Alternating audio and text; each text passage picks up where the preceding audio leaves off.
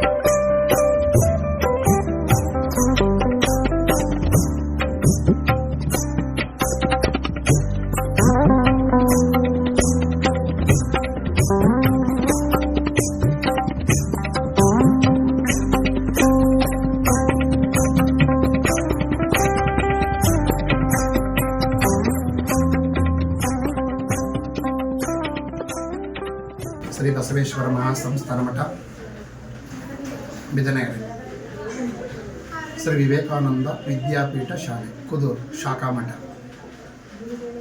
ಇವತ್ತು ಭಾಳ ಒಂದು ಈ ಜಾಗಕ್ಕೆ ಬಂದಾಗ ಏನಪ್ಪ ಅನಿಸ್ತು ಅಂತಂದರೆ ನಮ್ಮನೆ ಮಕ್ಕಳನ್ನ ಆ ಥರ ಶಿಸ್ತಾಗಿ ನಾವು ನೋಡ್ಕೊಳಕ್ಕೆ ಸಾಧ್ಯ ಇಲ್ಲ. ಇಲ್ಲಿ ನಡೆಸುವಂಥ ಶಿಕ್ಷಕರಾಗಿರ್ಬೋದು, MD ಆಗಿರ್ಬೋದು, ಪ್ರಿನ್ಸಿಪಲ್ ಆಗಿರ್ಬೋದು, ಮ್ಯಾನೇಜಿಂಗ್ ಡೈರೆಕ್ಟರ್ ಆಗಿರ್ಬೋದು, ಅದೊಂದು ವರ್ಣನೆ ಮಾಡೋಕ್ಕಾಗಲ್ಲ. ಅದು ಎಷ್ಟು ಬಡವ್ರ ಮಕ್ಕಳನ್ನ ಎಷ್ಟು ಪ್ರೀತಿ, ಕಾಳಜಿ, ಮಮತ್ಕಾರ್ಯ, ಅನ್ಯೋನ್ಯತೆ, ಅದನ್ನು ಖಂಡಿತ ಅದನ್ನು ವರ್ಣನೆ ಮಾಡೋಕ್ಕಾಗಲ್ಲ. ಇವತ್ತು ನಮ್ಮ ಕುಣಿಗಳಲ್ಲಿ ಎಷ್ಟೆಷ್ಟೋ ಖಾಸಗಿ ಶಾಲೆಗಳಿದ್ದಾವೆ. ಕಮರ್ಷಿಯಲ್ಗೋಸ್ಕರ ಇವತ್ತು ಸಂಸ್ಥೆನ ಬೆಳೆಸ್ತಾ ಇದ್ದಾರೆ.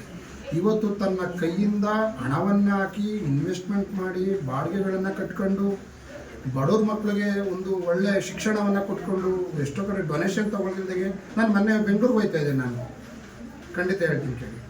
ರೈತರು ಹೇಳಿದ್ರು, ನಾನು ಕಾಫಿ ಕುಡಿಯೋಣ ಅಂತ ಅನ್ನಿಸ್ತು. ಇವಾಗ ಸತ್ಯನೇ ಮಾತಾಡಬೇಕು ನಾನು. ಇಲ್ಲಿ ಕುದುರ್ನ ಸ್ಕೂಲ್ ಇದೆಯಲ್ಲ ಹೆಂಗೆ ಅಂತ ನಾನು ಕೇಳಿದೆ. ನಾನು ಆ ವ್ಯಕ್ತಿ ಸ್ವಲ್ಪ ಯಾಕೆಂದ್ರೆ ಇದ್ರ ಬಗ್ಗೆ ಬ್ಯಾಕ್ ಡ್ರಾಪ್ ತೊಗೋಬೇಕಲ್ಲ, ನಾವು ಇದ್ರ ಇನ್ನೆಲ್ಲ ತೊಗೋಬೇಕಲ್ಲ. ಅವ್ರೇನು ಅಂತ ಹೇಳಿದ್ರು, ಗುರುಗಳ ಫಸ್ಟು ಒಂದು ಎಜುಕೇಷನ್ ನಡೆಸ್ತಾ ಇದ್ರು, ಭಾಳ ಕಷ್ಟದಲ್ಲಿತ್ತು.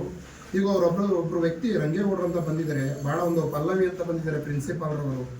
ಇವ್ದು ಯಾವುದೇ ಥರದ 10 ರೂಪಾಯಿ ಅಪೇಕ್ಷೆ ಪಡ್ತಾಯಿಲ್ಲ. ಅವ್ರ ಕಡ್ಡಿಯಿಂದ ಅವ್ರ ಅಮೌಂಟನ್ನು ಹಾಕಿ ಅವ್ರ ಸಂಸ್ಥೆ ಕಟ್ಟೋದಕ್ಕೆ ಉಚಿತವಾಗಿ ನಡೆಸ್ತಾ ಇದ್ದಾರೆ. ಎಷ್ಟೋ ಮಕ್ಕಳು ಓದ್ತಾ ಇದ್ದಾರೆ. ಭಾಳ ಒಂದು ಒಳ್ಳೆ ಹೆಸರು ಬಂದಿದೆ ಇವತ್ತು ನಮ್ಮ ಮಾಗಡಿ ತಾಲೂಕಿಗೆ ಬಂದು ಅಂತ. ಭಾಳ ಒಂದು ರೈತರು ಮಾತಾಡ್ದಲ್ಲ ಅಂತ ಒಬ್ಬರು ಟೀ ಅಂಗಡಿతో ರೈತರು ಮಾತಾಡ್ತಾರೆ ಈ ಸಂಸ್ಥೆ ಬಗ್ಗೆ ಅಂತಂದರೆ ಖಂಡಿತ ನಾವು ವರ್ಣನೆ ಮಾಡೋಕ್ಕಾಗಲ್ಲ.